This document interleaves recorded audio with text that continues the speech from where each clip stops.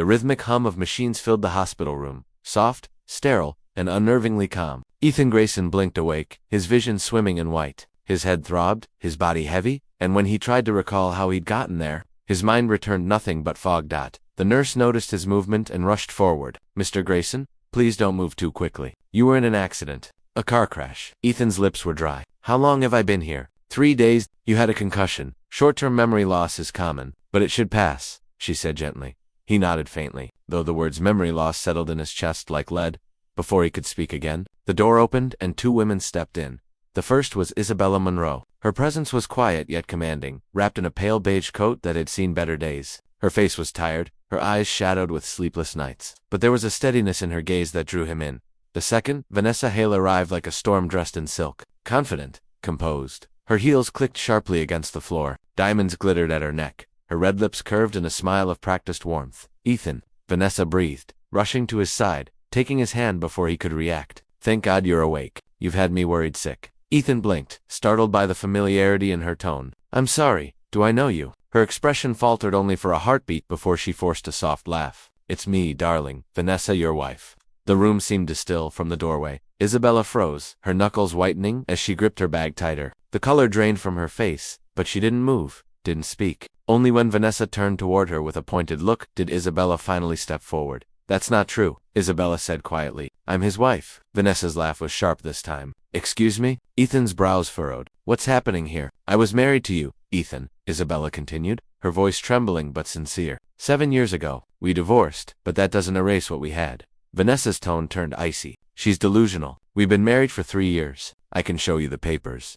The nurse hesitated, clearly uncomfortable. Glancing between the 2 women, Ethan rubbed his temples, pain flashing behind his eyes. The noise, the tension, it all pressed in at once.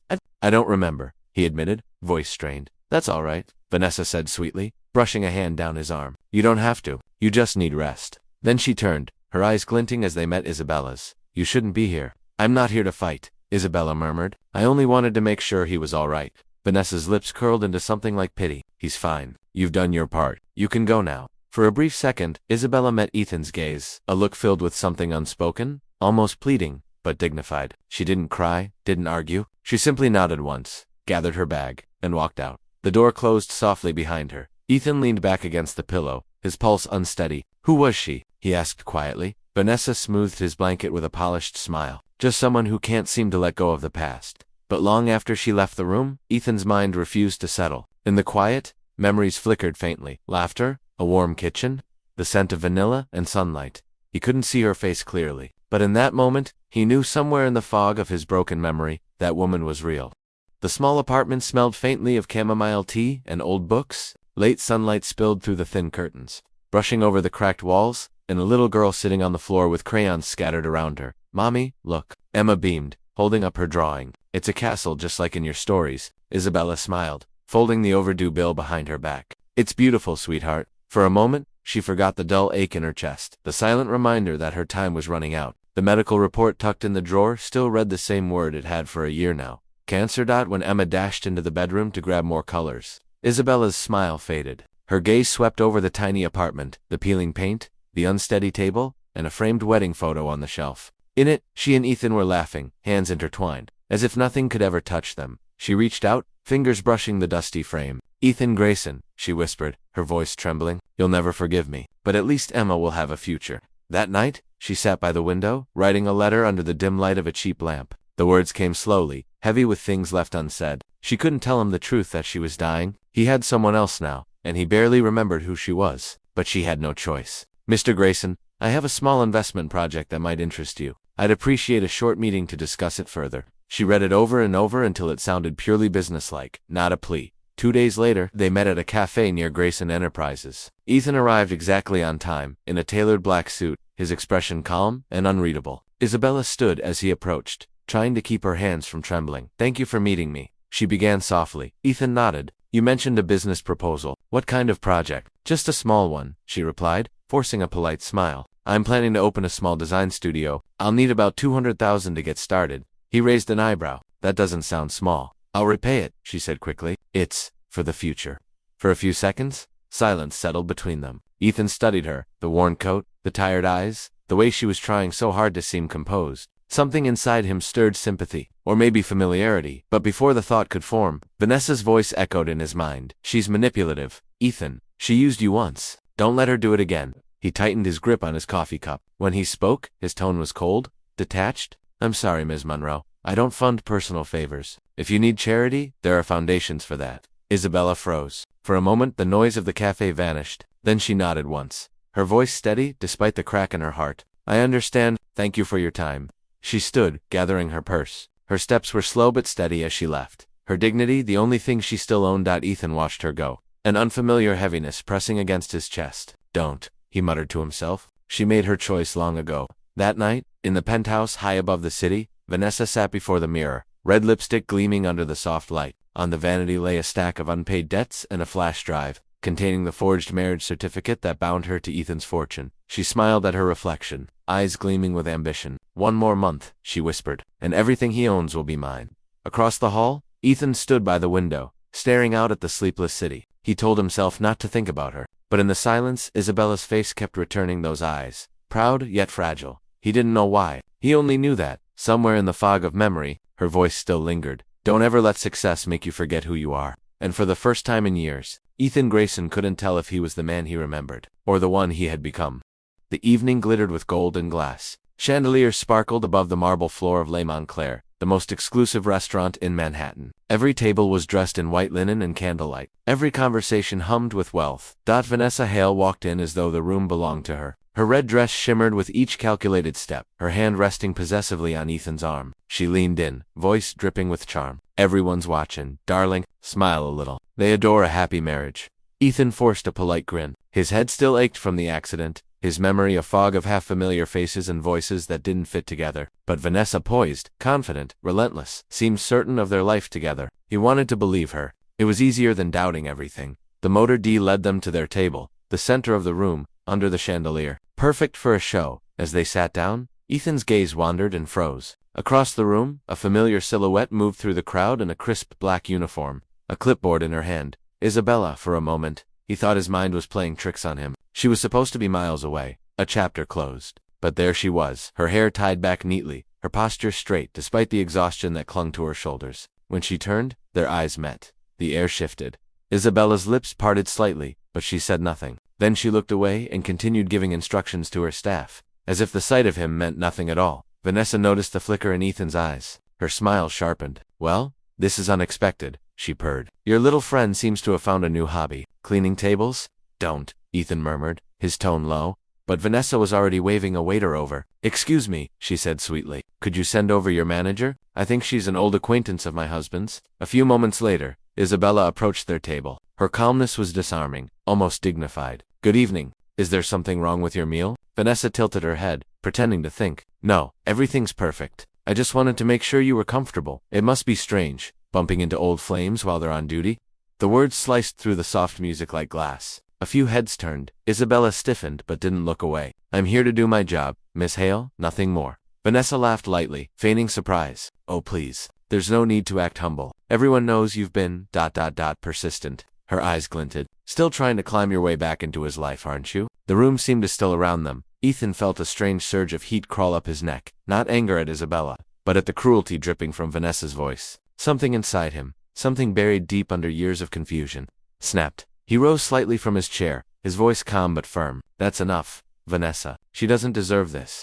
A sharp silence followed. Vanessa blinked, her expression cracking for a second before she forced a brittle smile. I was only joking, she murmured. Isabella didn't reply. She simply nodded, her eyes unreadable, and turned away. Her heels clicked softly against the marble floor. Steady, composed, unbroken. Ethan watched her go. For reasons he couldn't explain, the sight of her retreating figure left a hollow ache in his chest. Vanessa tried to laugh it off, but Ethan barely heard her. His mind was spinning flashes of warmth, laughter, a woman in a kitchen humming while flour dusted her hair, the smell of baked bread, a small hand reaching for his, a home, a love he couldn't remember, but couldn't forget either.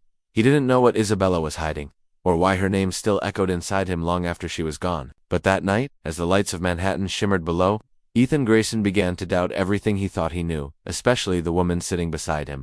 The atmosphere inside Ethan's penthouse grew heavier by the day. He no longer looked at Vanessa the same way. There was hesitation in his eyes now, a quiet distance she couldn't control. Every time she spoke, his gaze seemed to wander somewhere else. And every time Isabella's name came up, a flicker of emotion crossed his face that Vanessa couldn't bear to see. At first, she tried to laugh it off. "She's nothing but a ghost from your past, darling," she said, tracing a finger along his jaw. But the way he flinched, subtle, involuntary, told her everything she needed to know. When charm failed, fear took over. Vanessa called a man named Cole, a private investigator who owed her favors. "Find everything about Isabella Monroe," she ordered coldly. "Where she lives, who she's seeing, and what she's hiding." 3 days later, Cole returned with a folder thick enough to make Vanessa's hands tremble. Inside were photographs of Isabella leaving a small apartment, holding the hand of a little girl with chestnut hair and eyes like winter sky. Cole dropped another envelope on the table. "You'll want to see this. DNA test results taken from a coffee cup and hair sample we collected. The child's name is Emma Monroe, 7 years old." Vanessa scanned the report, her heart pounding.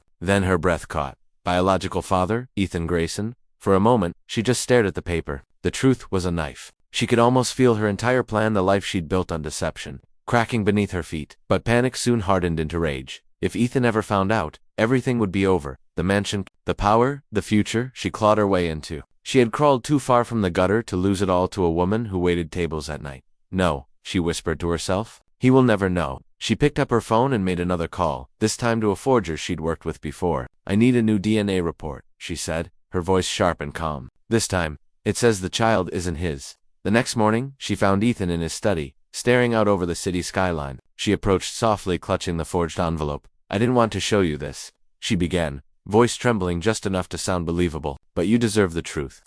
Ethan took the papers, his expression wary. As his eyes moved across the words, his face drained of color. The report, the fake one, read, "Paternity test result, negative. Conclusion, the child is not biologically related to Ethan Grayson." Vanessa placed a hand on his arm. "I warned you about her," she whispered. "She's been lying from the beginning. She had a child with someone else after your divorce? That's why she came back for money." Ethan didn't answer. His hand trembled slightly as he set the papers down. His chest felt hollow, his pulse uneven, somewhere in the fog of his memory. Isabella's laughter echoed, soft, pure, untainted by deceit. A kitchen filled with light, the way she used to touch his face when he doubted himself. None of it matched the picture Vanessa was painting. "She doesn't seem like that," he said quietly. Vanessa's smile was tight. "That's what makes her dangerous." When she left the room, Ethan sat alone in silence. The city lights flickered through the glass, and in their reflection, he saw 2 versions of the truth staring back, one on paper, and one in his heart. He pressed a hand to his temple, a dull ache returning. Why can't I believe her? Because somewhere deep down, he already knew not every lie comes from a stranger, and not every truth comes with proof. The whiskey burned down his throat like punishment. Ethan sat alone in the dim study, the city lights blurring through the haze of alcohol and regret. The forged DNA report lay crumpled on the desk beside him, its words echoing louder than the silence in the room. He wanted to believe it. He should believe it. But every time he closed his eyes, he saw Isabella's face, not deceitful, not calculating, but fragile and tired, holding back tears she never let him see. When the second bottle was half empty, he grabbed his coat and stumbled toward the door, desperate for air, for anything to drown the confusion clawing at his chest. Rain poured down the streets, like shattered glass. He didn't even notice the red light when he stepped off the curb, the sound of screeching tires, a flash of headlights, then darkness. He woke to the sterile glow of hospital lights, the scent of antiseptic sharp in the air. His head throbbed, but something felt different this time. Clearer, sharper, and then it hit him like a flood breaking through a dam. He remembered the wedding under the oak trees, Isabella's laughter when he carried her across the threshold of their first home, the way she used to hum softly while baking, flour dusting her hair, the arguments, the long nights when he worked too much, came home too late, the way his mother's voice would cut through the air. "She's not fit for you. Ethan, a woman like her will ruin this family." He remembered the breaking point, the shouting, the accusations, the papers on the table, and then nothing. Isabella was gone now, staring at the hospital ceiling. He realized something worse. The child, Emma, could she really be someone else's? Or had he been lied to, not just once, but twice? Ethan left the hospital that same night. The rain hadn't stopped, but he didn't care. He drove straight to the old records office downtown, using his CEO credentials to gain after-hours access. The clerk hesitated, but the name Grayson still carried enough weight to unlock doors. He searched through archives, hands shaking as he flipped through folders. Hospital of St. Helena birth records, year 2018. There it was. Emma Monroe. He opened the file, scanning every line. Mother, Isabella Monroe. Father, Ethan Grayson. For a moment, the words blurred through his tears. His throat tightened. It had all been stolen from him, 7 years of his daughter's life. erased by lies and pride. He found another document, tucked behind the first, a letter signed by the attending nurse, dated days after Emma's birth. It noted, "The mother requested confidentiality for safety reasons. Father not present at time of delivery, safety reasons." Ethan clenched his jaw. That could only mean one thing. Isabella hadn't abandoned him. She'd been forced to protect herself and their child from the cruelty of his world. He drove next to the old neighborhood where they'd once lived. The bakery on the corner was still there, though smaller now. An old woman recognized him. "You're Ethan Grayson," she said softly. She used to come by every week. Bought the same thing. A cinnamon roll? Said it reminded her of her husband. His heart broke all over again. By the time dawn painted the sky in pale silver, Ethan sat in his car, holding the birth record against his chest. The truth was now undeniable. Emma was his daughter. Isabella had never betrayed him. He whispered into the quiet morning, voice trembling but certain she was telling the truth all along. And with that, the man who had once doubted everything finally knew what he had to do: find Isabella, reclaim his family, and expose the lies that had destroyed them. The morning after uncovering the truth, Ethan sat in his car for hours, watching the sun rise over the city that no longer felt like his world. The empire, the name, the legacy, suddenly seemed meaningless. All the years he'd spent chasing perfection had cost him the only two people who'd ever truly mattered. When he finally dared to look again at the papers spread across the seat, Emma's birth certificate, the nurse's note, the hospital records, one date circled in red seared into his mind. 7 years ago, exactly 2 weeks after the divorce was finalized, his hands trembled as he whispered to himself, "She was pregnant when she left me." A single question kept echoing. Why didn't she tell me? He needed answers, not from Isabella, not yet, from the only person who could have made her disappear. That afternoon, Ethan stormed into the Grayson mansion. His mother, Margaret Grayson, was sitting in the parlor, elegant as ever, sipping tea like the world owed her its silence. "Mother," he began, voice low but shaking, "I need you to tell me the truth." She looked up, About what? About Isabella? A flicker, guilt, or maybe irritation passed over her eyes. That woman again. "Ethan, I thought we agreed." He slammed the documents onto the marble table. "Emma, her name is Emma, my daughter. You knew, didn't you?" The cup trembled slightly in her hand. "You don't understand, Ethan. That marriage was a mistake. She could never give this family what it needed. 3 years, and still no heir. No son?" Ethan froze, disbelief hardening into fury. "A son. That's what this was about." "She was weak," Margaret continued, her tone icy. "Her family was beneath us. She refused to listen. I only wanted to protect you, to protect our legacy. If she had a daughter, what would people say? That the Grayson line ended with a girl." He felt sick. "You drove her away," he said quietly. "You made her believe she and our child wouldn't be welcome. And his voice cracked, "I let her go, because I trusted you." Margaret stood abruptly. "Everything I did was for you, Ethan, for this family." He looked at her one last time, eyes burning. "Then this family is built on ruins." He turned and walked out, leaving the empire and his mother behind. That night, he found himself parked in front of a small brick building in Brooklyn. The lights were still on in one of the windows, warm, golden, alive. Through the glass, he saw Isabella. Her hair was tied back, and fatigue shadowed her eyes. But when she leaned down to kiss the forehead of a little girl fast asleep on the couch, something inside Ethan broke open. He couldn't move, couldn't breathe. That was his daughter. Their daughter? He wanted to knock, to run to them, to tell Isabella that he finally knew that he was sorry, that he was ready to make it right. But he didn't. Not yet. Not while Vanessa still lurked in his world like a snake in silk. He would need proof. A plan? To expose Vanessa, protect Isabella and Emma, and make sure no one could ever hurt them again. He took one last look through the window. Isabella tucked a blanket around Emma, then paused, pressing a hand to her chest as if in silent pain. Ethan's jaw tightened. Something in the fragility of that moment made his heart ache. "I'll bring you home," he whispered into the night. "Both of you?" And as he turned away, his reflection in the glass showed a man transformed. No longer the cold CEO the world had known, but a father and a husband determined to reclaim the life that should have never been stolen. The next morning, sunlight spilled across the penthouse floor, cold, sterile, and silent. For the first time, Ethan didn't see his empire. He saw an empty cage. He had made his decision. By nightfall, Vanessa Hale would no longer bear the Grayson name. The confrontation was inevitable. In the grand conference room of Grayson Enterprises, surrounded by glass walls and city lights, Vanessa waited with a perfect smile, the kind that could convince anyone of anything. "Ethan," she purred, standing to greet him. "I was worried about you. You've been distant." He dropped a folder on the table. "That's because I was busy uncovering the truth."